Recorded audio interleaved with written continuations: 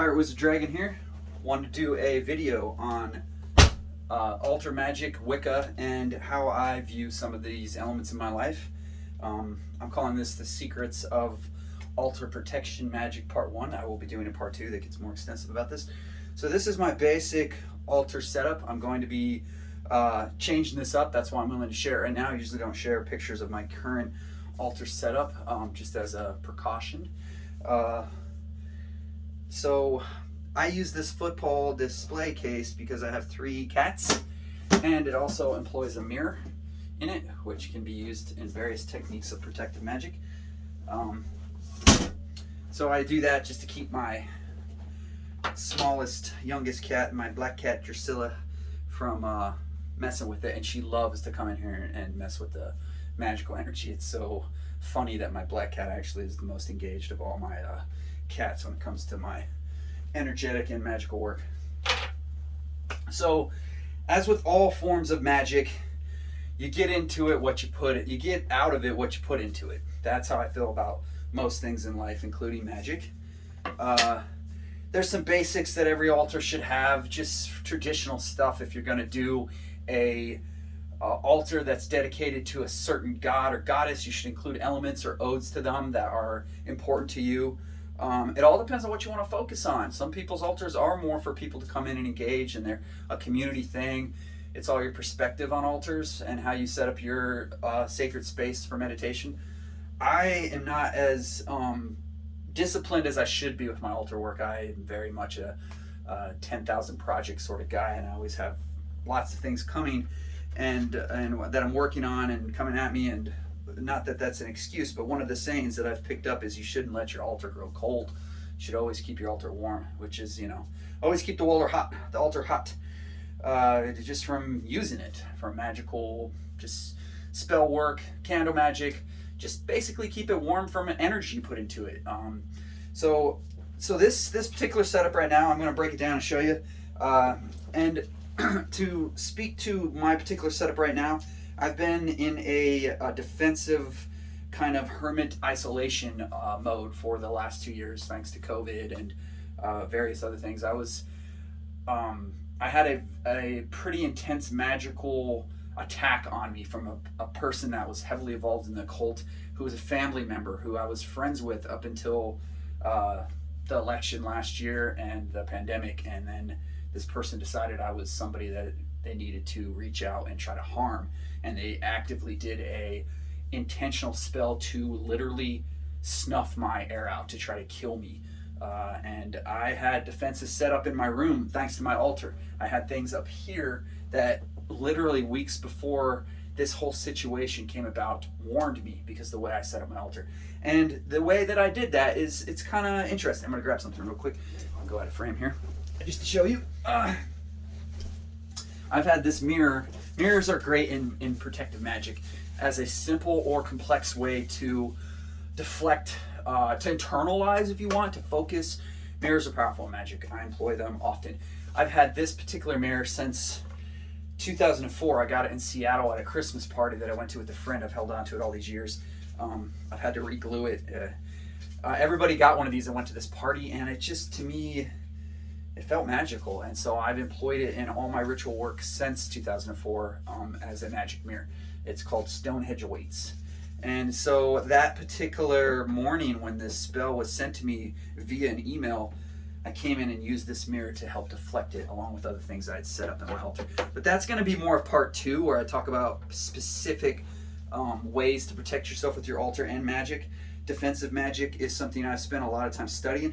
Some of the best books I have found, and all of this is theory. I must implore you to remember that magic is personal. It's just like it's like making food, or you're tasting clothes, or your proclivities for whatever it is that you like in life.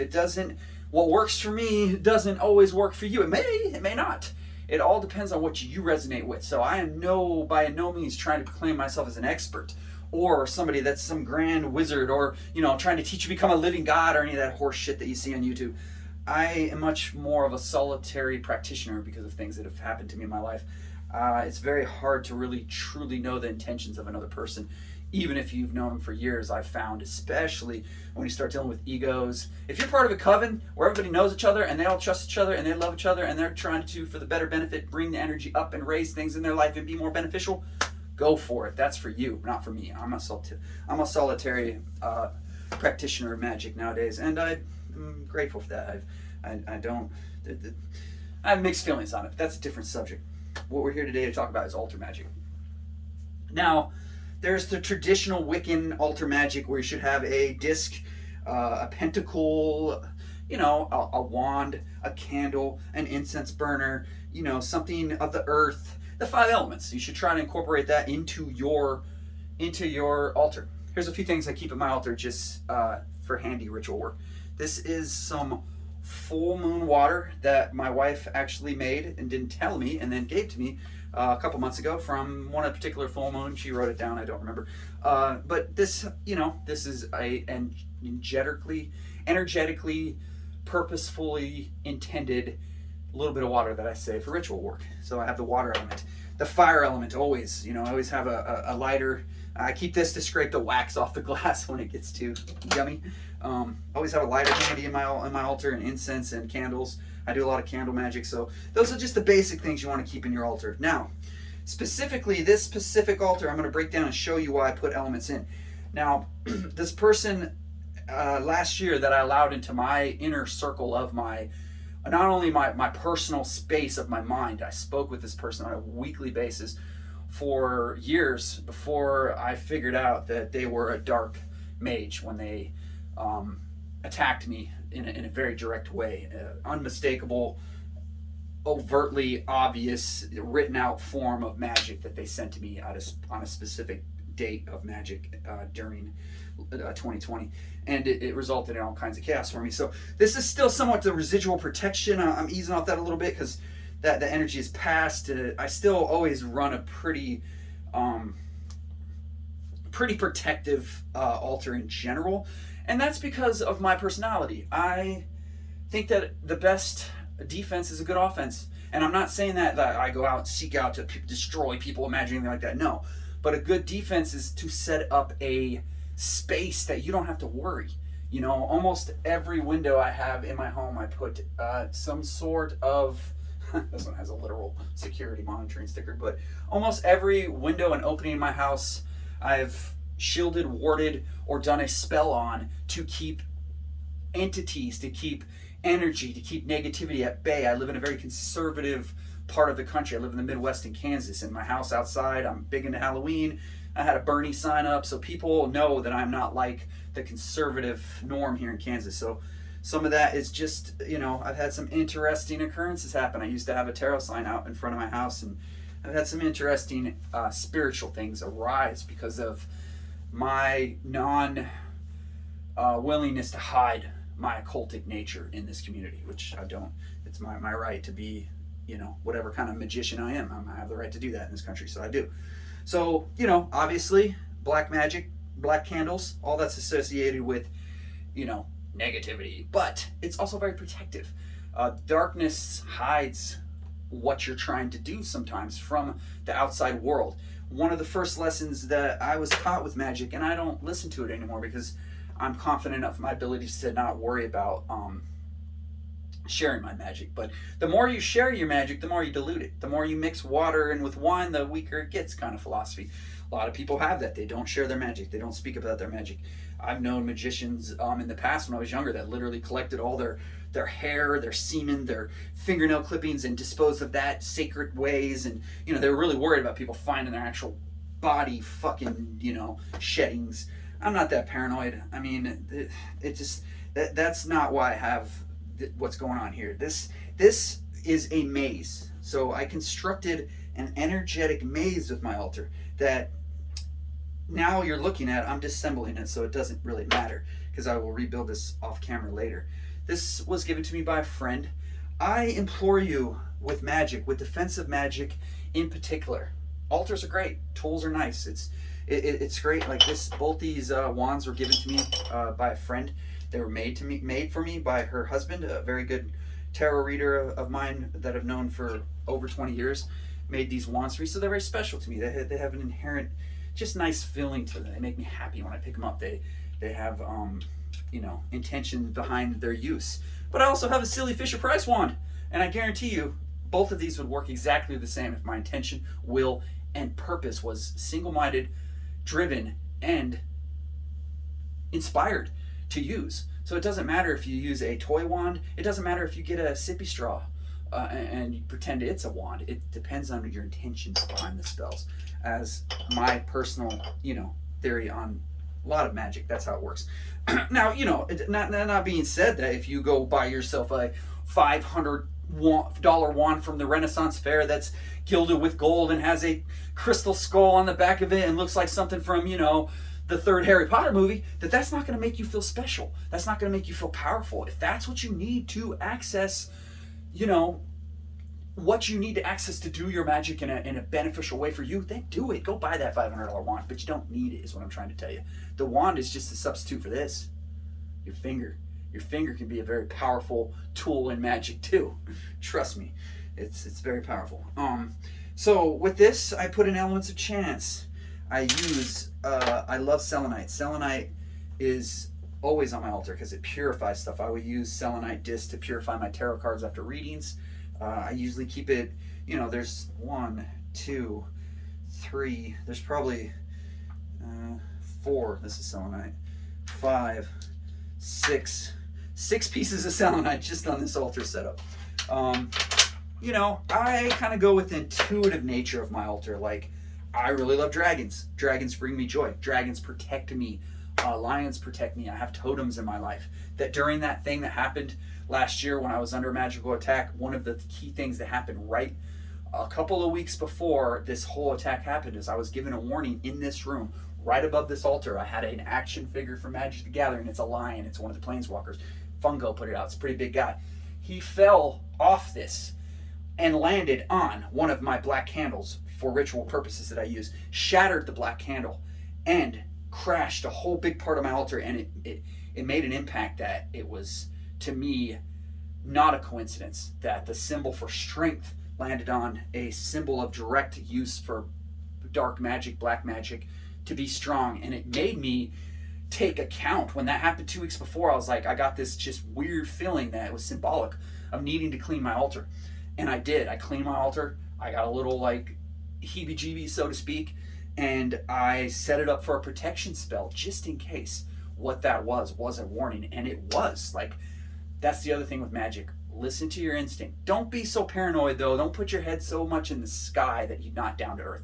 You got to find that balance. I know a lot of New Agers and a lot of religious people that go too far into their paranoia and they justify it via spirituality, and you know, suddenly everything out there is out to get them. 95% of the time people think that think they're suffering from some sort of psychic attack. It actually is mental illness or something personal in their life that's plaguing them that may be forming in a way that seems like a psychic attack. But most of the time nobody gives a rat's ass about what you're doing or you. Seriously, I mean, there's exceptions. You have your family, your friends, your loved ones that do, but most people aren't out there. Most people are very selfish. You learn this the older you get. I'm not exempt from this either. I love myself more than anybody else, as should everybody. That's what one of the lessons that Jesus actually taught was love thy neighbor as thyself. Well, how the hell are you supposed to love thy neighbor if you don't even know how to love yourself? But that's a different story. Back to the altar. So, quartz crystal.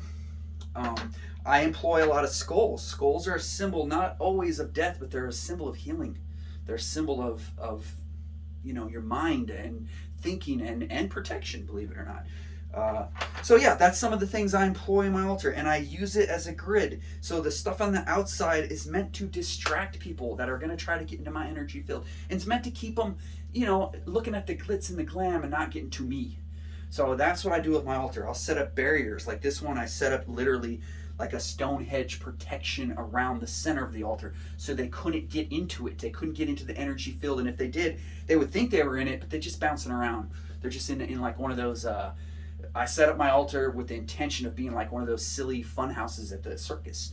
So if somebody tries to come into my altar and invade my protection and my setup of defense magically, they're going to be in one of those silly mirrors in the circus. They're going to think they're getting to the end, and then they're going to get right to the beginning and see a deformed version of what they thought was their path.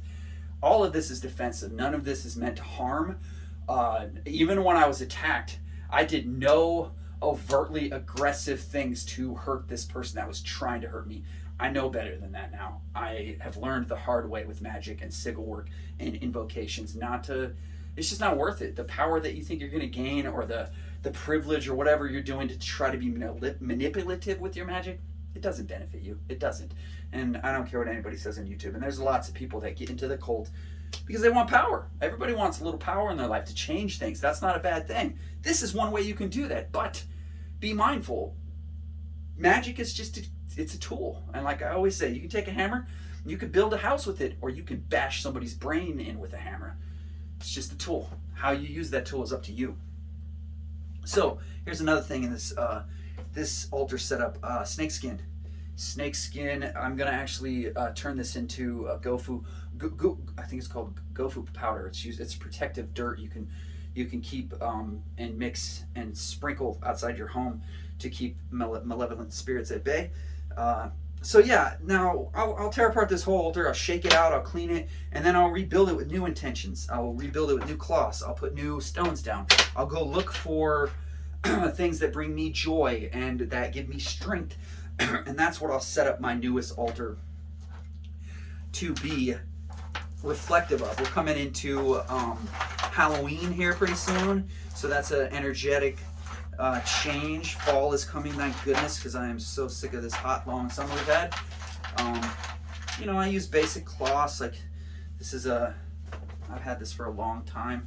I forget where it came from. It probably came, I think it came from you know, one of my little occultic book sets or something. It was, you know, has some of the alchemical symbols and the planetary symbols, and so I like stuff like this. I like it because it just, it's fun to put on an altar and make look fancy. Coins are great because they're symbolic of pentacles and such. I use a turtle because I'm too fast a lot of times. I hurry, and the turtle is a totem that I've used for many years to remind me to slow down. So this is just the basic setup of an altar. You know, you're welcome to give me some feedback how you set up your altar. I'm curious. I do use this in ritual work. Just the practice of having an altar in your house. I have secondary altars, I have smaller altars I use for specialty stuff. Every aspect of your life can be magical, empowering, and beneficial to you in an energetic way if you put your mind to it. Everything you do, I don't care if it's from, you know, designing a grand ritual to summon a dark god from the past to teach you the ways to avoid the darkness that succumbed, you know, in his lifetime. I don't know, whatever you can imagine, whatever grand elaborate scheme of magical will and intent that you want to, or it can be as simple as taking a shower. Like taking a shower can be a very magical act if you put intention behind it to rebirth yourself, to just daily rituals of doing the dishes, taking out the trash. All those things can be employed in magic if you set them up as such, in a meditative way. Altar work is important because it makes you focus on actual tangible physical thing that you're doing to arrange, because as above so below, as Crawley said. The energy mixture you're doing with this is going to reverberate and connect and change all of reality in small ways, that butterfly effect. Big ways too if you put your mind behind it, if you believe. There is an element of faith here too, but there is an element of letting things go. One of the biggest things I want to teach for protective magic in altar work is, this is a secret. This is one of the secrets of magic. Keep an altar in your heart, keep an altar in your mind, and keep an altar in your throat. Those three things, like your voice, before you say things, imagine it as a slate. Imagine it as a table that you're putting those words on, and you're taking and assembling those words like a recipe, like a 5-course dinner, and you're presenting it with the best presentation to be effective and powerful and tasty.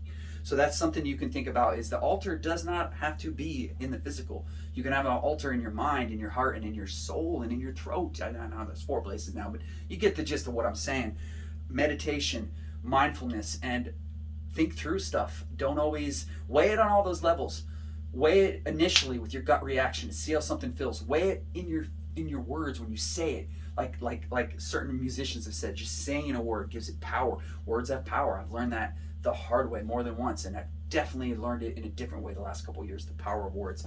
Put it in your soul and see how it feels to carry it.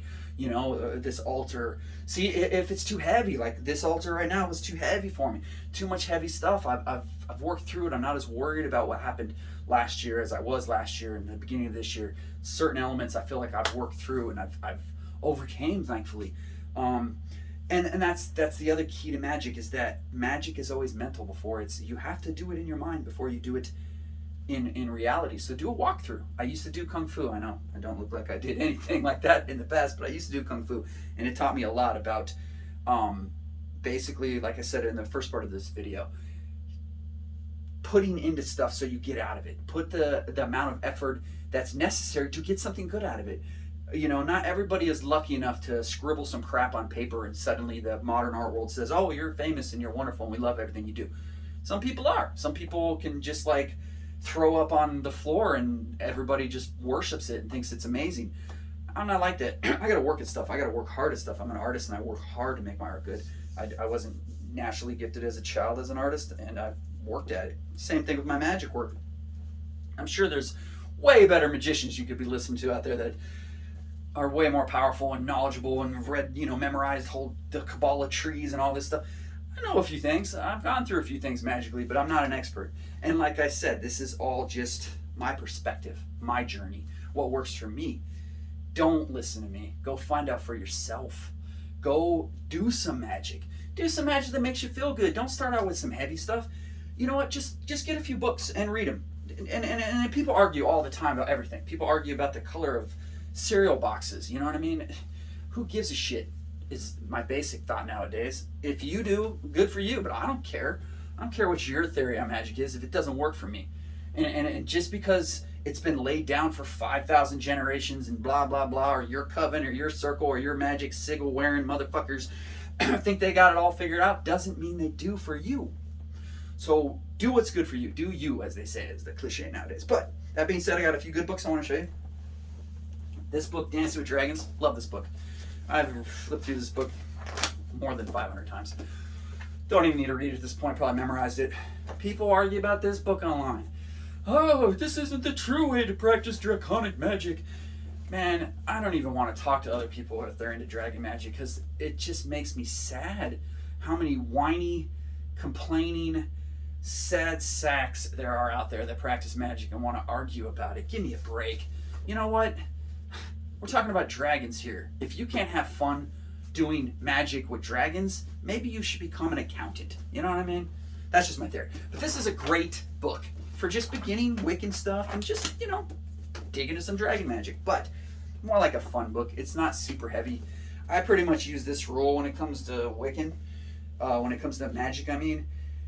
This symbol, the Llewellyn books, to me are, for the most part, 90% of the time, they're pretty palpable when it comes to easy to understand. They're fun magic. They can be, there's some heavy stuff in the Llewellyn stuff too, but for the most part, it's easy, digestible stuff that beginners can use. So look for this little moon symbol. I love Llewellyn stuff. It's the first book I got was a Celtic book on magic. That was a short little book by DJ Conway too on Celtic magic. Great book, one of my favorites. Now, for more serious stuff, this guy is great. Wiccan Warrior, Magical Self-Defense, and Full Contact Magic. Just check those out. His theories on magic, I've adapted a lot to my own and employ in my own magical work. Like I said, I'm more of a magic theorist at this point. I'm not trying to make rules on magic and say this is the formula you have to follow to progress to the next level, blah, blah, blah. This ain't a video game. You know what I mean? There are cheat codes, though, like video games. That's what magic is, really. So that's my theory on beginning magic. I wanted to share that, beginning altar magic. So I set up my altar with things I love. I employ a lot of the major elements, the 5 elements in my altar as an access point. You want to have sufficient area to be able to work. A lot of times my altar becomes a catch-all for crap in my room, because this not only is my magical room, but it's my miniature painting room. It's my, I assemble things in here. It's one of my work rooms. So I do a lot. I do videos in here for YouTube. So sometimes I'll get lazy. My altar will start being, I'll put a miniature here and then a drink there, and then pretty soon it's just like this thing in the middle, and it's got crap all over it, and I couldn't do a spell unless I spent 35 minutes cleaning it anyways. So that's kind of where I was the last few days. I've been getting a little psychic nudgings to get my shit together magically and do some magic stuff and get my altar nice and clean and workable again, because there's a change coming again. I can feel it. So, 5 elements, sufficient workspace. Put things in your altar that please you. Don't build your altar for other people. Build your altar for you. Things that you find, symbols that you've assembled in your life that give you protection. Dragons are protective for me. Doesn't mean they're protective for you. Dragons could be your kryptonite. You could see a dragon and it can make you afraid. You wouldn't want to put that on your altar. You wouldn't want to empower yourself unless that's what you're working on. There's always a flip side to every scenario that's presented. There's always a caveat. There's always an exception to rules. That's what rules are made for, is exceptions. So that being said, that's how I view altar magic. It's an engaged process that is malleable, that's workable, that's always changing, that you're putting energy into, and it's like stirring a cauldron, because you're a witch, You got to stir that cauldron every so often. You can't just let it get stagnant. It's going to bubble up and spill over the sides and turn into goop if you don't keep it active. So that's what, I'm trying to do right now. It's kind of like my altar got a little goopy.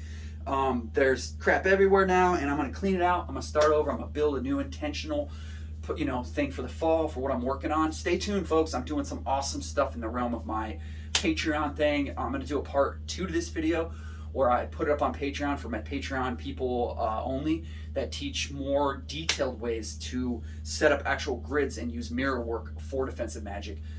Stuff that I found very useful for me and makes total logical sense to mindfully protect yourself against people that are trying to harm you in the spiritual realm, if you feel like that applies to you. Most of the time it doesn't apply to people, and it's not something that happens that often. So, it's a niche sort of thing. But that's what I'm up to. I'm also finally making progress on my tarot paintings.